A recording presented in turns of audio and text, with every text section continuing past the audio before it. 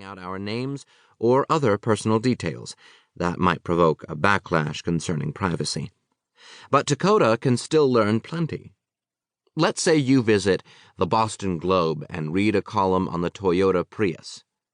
Then you look at the car section on AOL. Good chance you're in the market for wheels. So Dakota hits you at some point in your web wanderings with a car ad. Click on it, and Dakota gets paid by the advertiser, and gleans one more detail about you in the process. The company harvests 20 billion of these behavioral clues every day. Sometimes Morgan's team spots groups of web surfers who appear to move in sync. The challenge, then, is to figure out what triggers their movements. Once this is clear, the advertisers can anticipate people's online journeys and sprinkle their paths with just the right ads. This requires research. Take the curious connection between fans of romance movies and the Alamo rent-a-car ad. To come to grips with it, Morgan and his colleagues have to dig deeper into the data.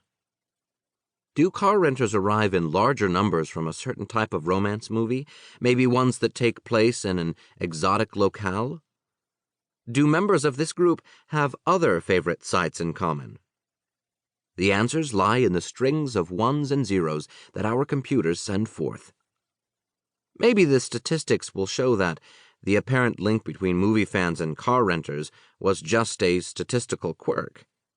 Or perhaps Morgan's team will unearth a broader trend, a correlation between romance and travel, lust and wanderlust.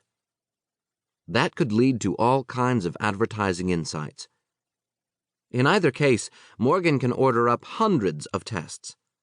With each one, he can glean a little bit more about us and target the ads with ever more precision. He's taking analysis that once ran through an advertiser's gut and replacing it with science. We're his guinea pigs, or groundhogs, and we never stop working for him. When it comes to producing data, we're prolific. Those of us wielding cell phones, laptops, and credit cards fatten our digital dossiers every day simply by living. Take me. As I ride on this spring morning, Verizon, my cell phone company, can pin me down within several yards of this cafe in New Jersey. Visa can testify that I'm well caffeinated, probably to overcome the effects of the Portuguese wine I bought last night at 8:19. This was just in time for watching a college basketball game, which, as TiVo might know, I turned off after the first half. Security cameras capture time-stamped images of me near every bank and convenience store. And don't get me started on my web wanderings. Those are already a matter of record for dozens of internet publishers and advertisers around the world. Dave Morgan is just one in a large and curious crowd. Late in the past century, to come up with this level of reporting, the East German government had to enlist tens of thousands of its citizens as spies. Today we spy on ourselves and send electronic updates minute by minute. This all started with computer chips. Until the 1980s, these bits of silicon bristling with millions of microscopic transistors were still a novelty. But they've grown cheaper and more powerful year by year, and now manufacturers throw them into virtually anything that can benefit from a dab of smarts. They power our cell phones, the controls in our cars, our digital cameras, and of course, our computers. Every holiday season, the packages we open bring more chips into our lives.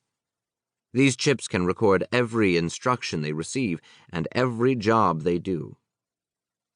They're fastidious note-takers. They record the minutiae of our lives. Taken alone, each bit of information is nearly meaningless.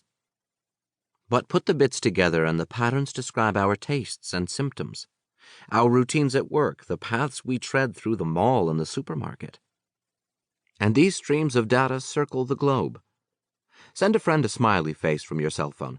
That bit of your behavior, that tiny gesture, is instantly rushing with billions of others through fiber optic cables.